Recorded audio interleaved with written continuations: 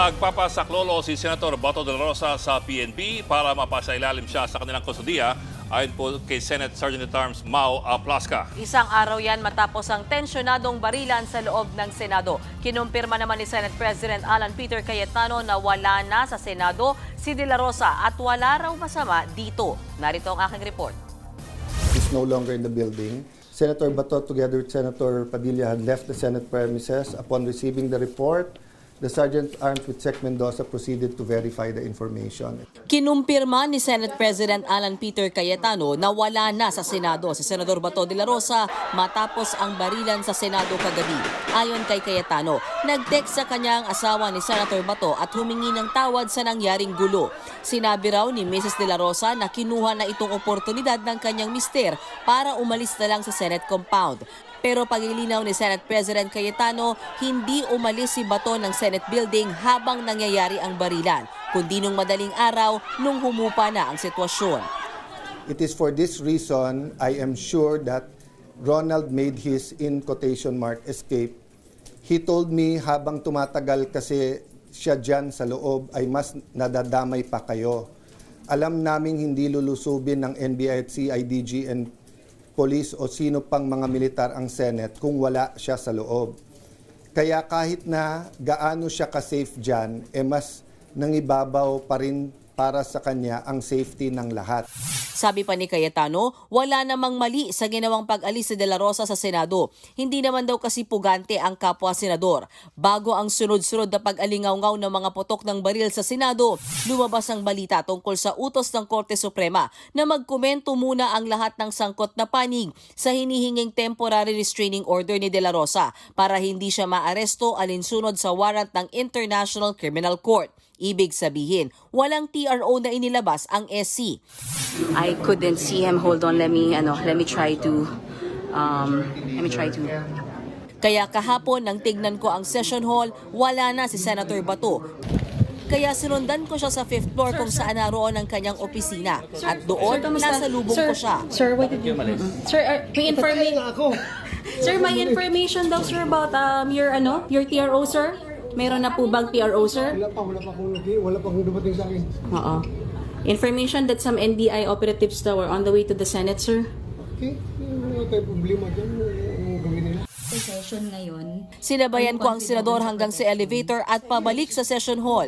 Si Senator Bato de la Rosa mula sa 5th floor at babalik siya ng session hall. Yan ay sa gitna ng ugong-ugong na di umano ay hindi na-grant yung kanyang TRO sa SC bagamat wala pa tayong kumpirmasyon kaugnay niyan, mga kapatid. Habang tayo. Nagkagulo na rin ang media sa ugong ng posibleng aresto. Kaya pinuntahan ko ang basement ng Senado kung saan posibleng idaan si De La Rosa sakaling maaresto ng mga otoridad. Umakyat ulit ako sa session hall pero wala na rin doon ang senador.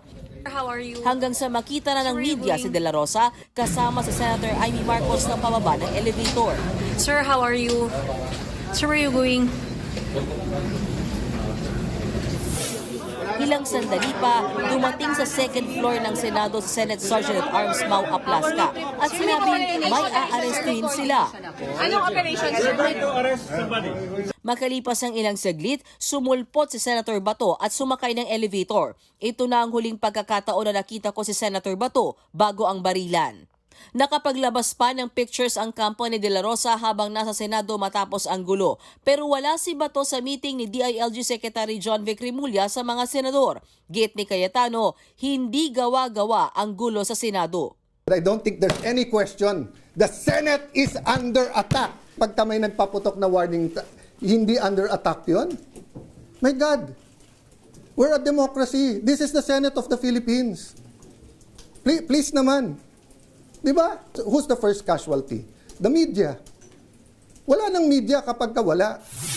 Nanindigan ang leader ng Senado na walang nangyaring obstruction of justice dahil walang naihaing arrest warrant sa kanila laban kay Senator Bato.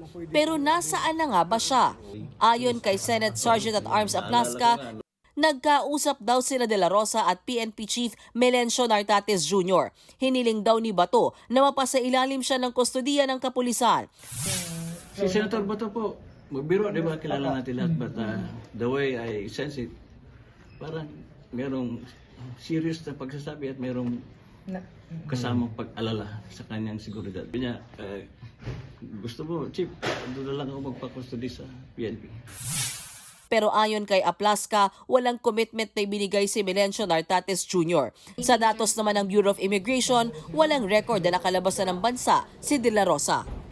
Naghain ng manifestation sa Korte Suprema si Senator Bato de la Rosa para sa madaliin ang paglalabas ng temporary restraining order kaugnay ng arrest warrant ng ICC.